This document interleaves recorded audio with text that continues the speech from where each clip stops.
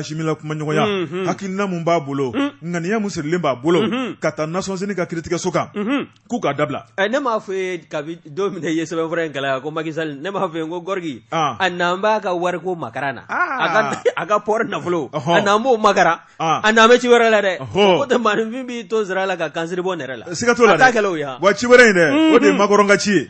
Bɔkari sɛbɛnnikɛla ko a ko Macky Sall nana min na duguduguma la Bɔkari Traoré ko man golofa a ko o fana tɛmɛnen kɔ ka bɔ ye min ye Algérie masakɛ n'o ye Tebboune ye a taara o fana fɛ yen ni ka taa da don Mali ko la Mali y'a hakilina mun ta ni ka Faransi sɛgɛrɛ o kuma k'a b'a fɔ Tebboune ye a ka kuma Mali ɲɛmaw fɛ o ka sabali nin ko in a ka se ka bila dɔ sɛbɛnnikɛla ko Tebboune fana a y'a yira k'a fɔ a bɛna kuma Assimi fɛ o kuma min ye Assimi ye a ko Tebboune ma n ka bonya b'i kan Mali ni Algérie sigiɲɔgɔnma ye nka min ye Faransi ko dali ntɛnɛn na a y'aw dabɔ a la a ka kɛ ten a y'aw dabɔ a la dɛ jɔn wala a ka kɛ ten sɛbɛnnikɛla ko Bɔkari Traoré Faransi kamana ganna a t'a dɔn bilen a bɛna dɔnsen mun ta wari min kɔni ye Faransi ni Mali ye jɔn de tun b'a dɔn diɲɛ kɔnɔ waati tɛmɛn'o la ko Mali bɛna ta ka Faransi sɛgɛrɛ jɔn de tun b'a dɔn min ye Faransi jamanakuntigi ye a bɛ dɛsɛ ka sunɔgɔ Mali bolo a bɛ dɛsɛ ka dumuni kɛ Mali bolo o kuma k'o de dugu jɛra bi dɛ sɛbɛnnikɛla ko min ye Mali ɲɛmaw ye u y'a yira k'a fɔ prévu sugu bɛɛ lajɛlen bɛ an bolo Faransi a ye janfa mun ta ka Mali sɛgɛrɛ Bɔkari Traoré nin ko in kɔni k'a bɛ taa ɲɛfɔ di diɲɛ bɛɛ lajɛlen ka se k'a dɔn sɛbɛnnikɛla ko a ko jɔkun tɛmɛnen Mali ministre des affaires étrangères n'o ye Abdoulaye Diop ye ale ni Chine ka lasigiden an ka jamana in kɔnɔ u ye ɲɔgɔn ye u ye jigisigi kuma caman ta Bɔkari Traoré Chinois bɛ se ka Mali dɛmɛ cogo min na Russiw bɛ se ka Mali dɛmɛ cogo min na n'o tɛ min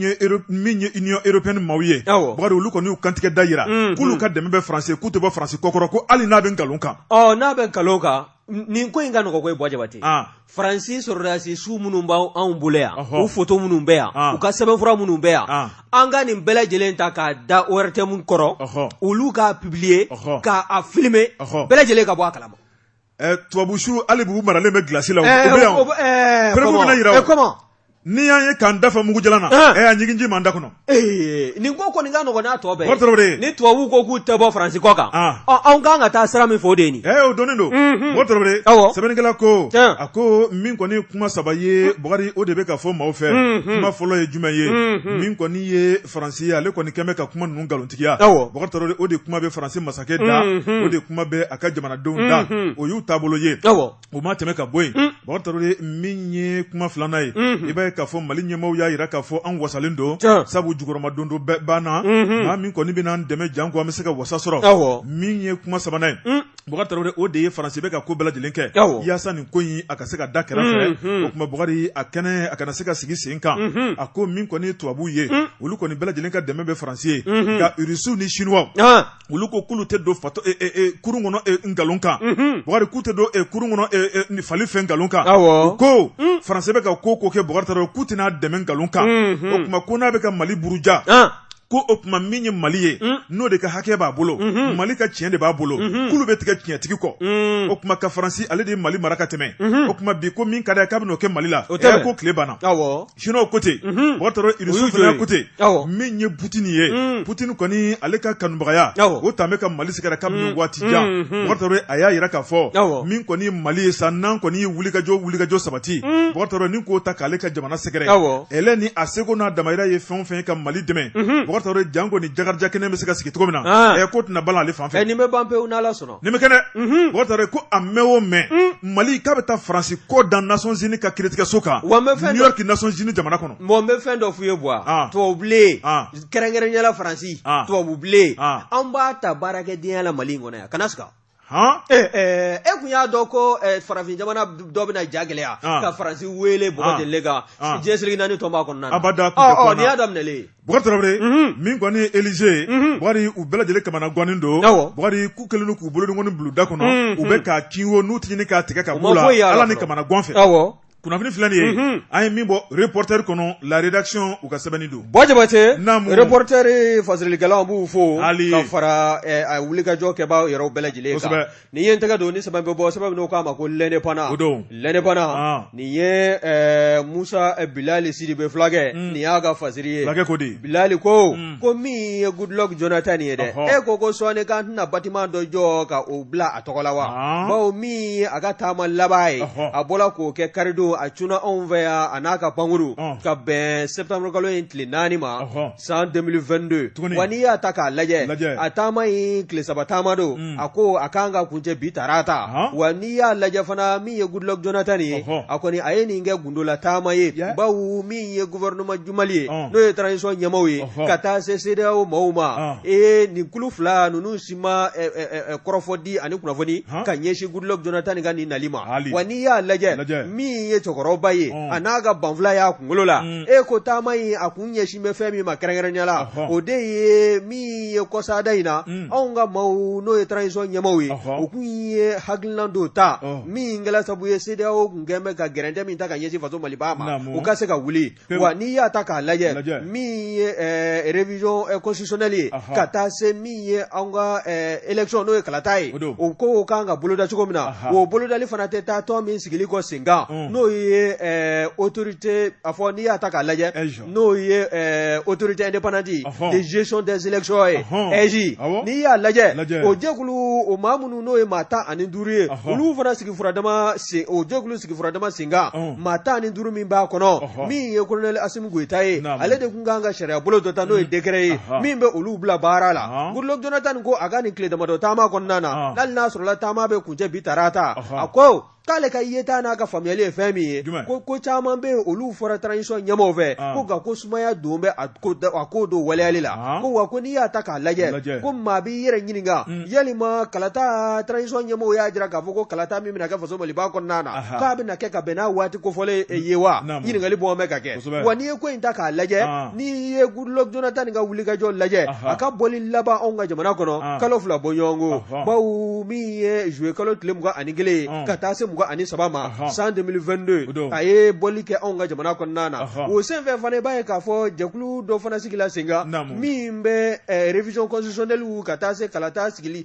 jekulu olu ka sigili nu ka sekesegel nu ka fesefeseli ka se ko ni ka bara no mena unove ojo olu ka nyoye folo fana na ase yela ola bawo akmo o kena konnana aya jira fana ka fo mi ye gouvernement ye olu ko ni ukanga fere suguni de balu tugu bela jile sigi singa wasa mi haglina unileru kami di mesede o jamana gundugu ma o ko nunu bele jile ka bo anyama bawo ni ya laje jamana yu ka segena a torola wani ya laje kokura mi ye jamana ye bele jile jamana den fara jamana gundugu ka mi ye transition nyamo ye kerengere nyala bele jile hami ye jamana imbe dingami ngonna na bese ka bo konna na chukomena wani ye krofo laje mi ye wuli ka joyo ko ni bala ka sabati transition nyamo ve dona duguje jamana nyamo munu yu ka wuli ka joye jamana don ga lafia kana ngo ga sabati mi ye kalata ko ye transition bandola o kase ka ke gele ya konnana mi me se ka ke sabu ye wasa bela jile ka sigi yere yi ako konnana ga ko ni ko laje Goodluck Jonathan ga vola de gulumi no sigi na no eji mata ni duru mi ba kono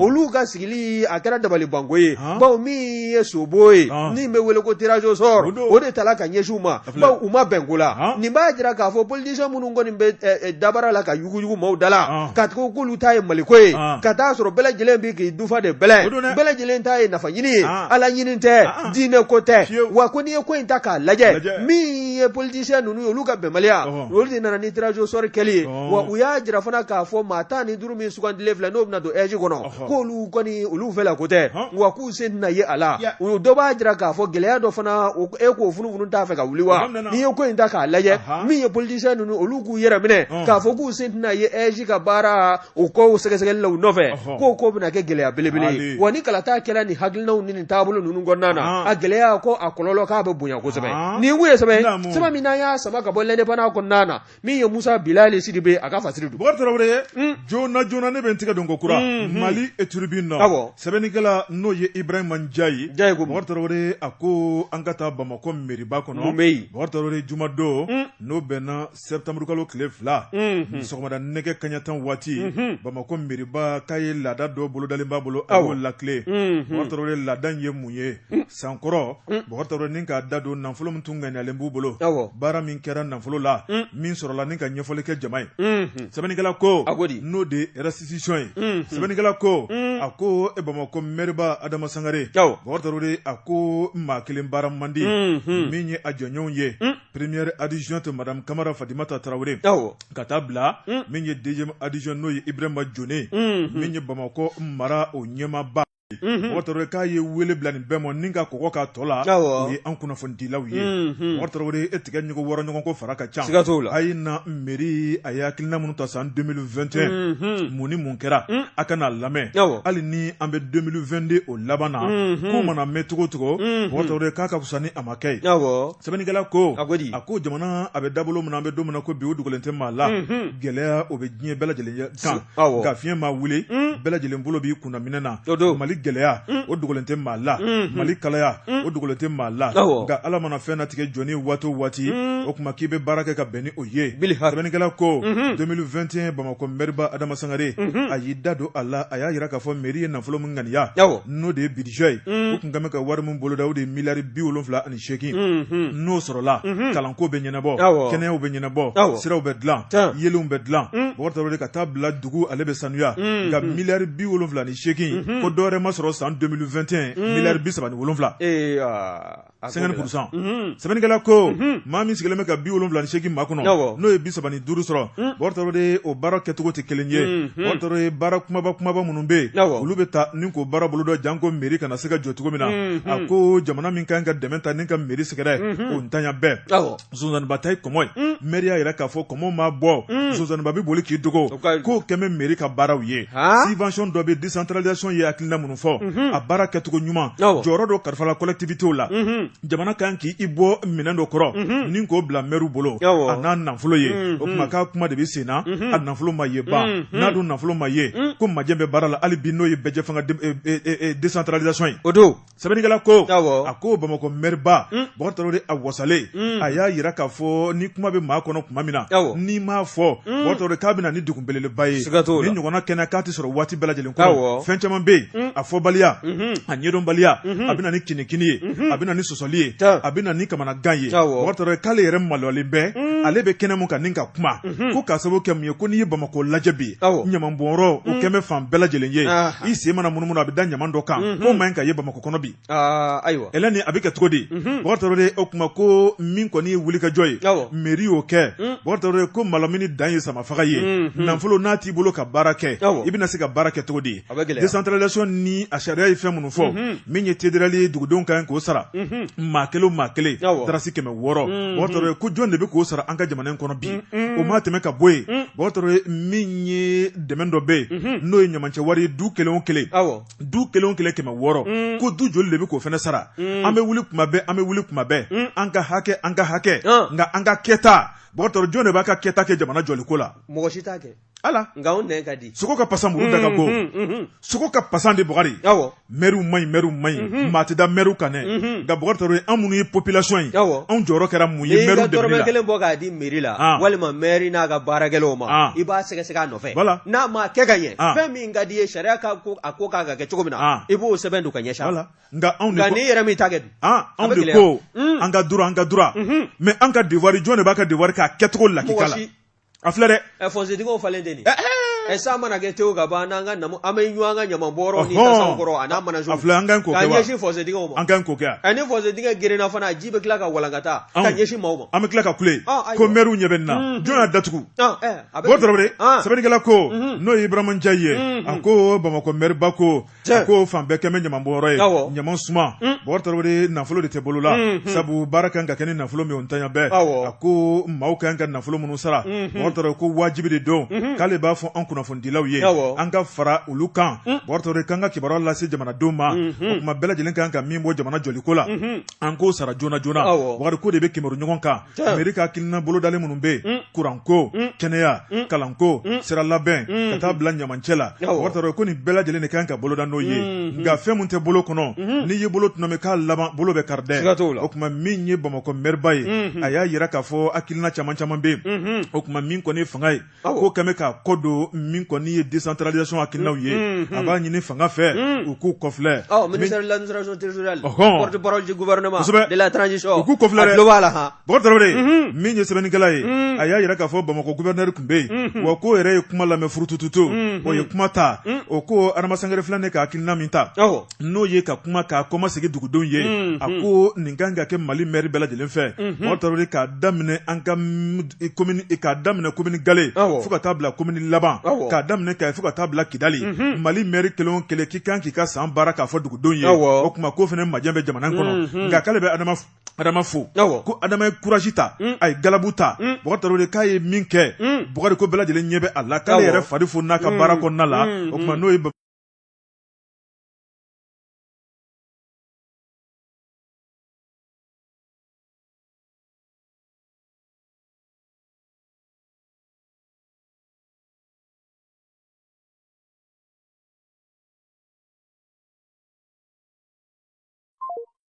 ko gouverneur ye n'o ye Ablaye Kulubali ye a ko nin kan ka kɛ misali ye o ma tɛmɛ ka bɔ yen Bɔkari Tarawele min ye Adama Sangare ye a y'a yira k'a fɔ k'ale hakilina dɔ ta ka na n'o ye an ka jamana in kɔnɔ n'o ye projet min ye buyaba ye Bɔkari o projet tɛ dɔwɛrɛ ye o de ye ka na ni bisi kuraw ye an ka jamana in kɔnɔ nka a ko o hakilinaw bɛɛ lajɛlen faralen ɲɔgɔn kan o ni chinois ka nafolotigiba dɔw Bɔkari Tarawele o voyage tun kan ka kɛ ka t'o convention signer Chine jamana kɔnɔ a ko min ye san 2019 ye u ye ale minɛ taama bɛ boloda kalo tile 25 Bɔkari k'a minɛna kalo tile 21 o kuma min ye chinois ye u y'a datulu la k'a da jaba la ni Adama Sangare tɛ délégation na abada k'olu fɛnɛ bɛ n'u kɔ don ni projet na Mali kɔnɔ projet dun ye miliyari kasabi caman de ye o kuma k'o kɛra mun kama wa nin kɔni nin y'anw sotaramataalaw nin y'aw projet in réalisé la nin y'anw ka tile de bɔlen fo projet wɛrɛ sa nin banna chinois ko abada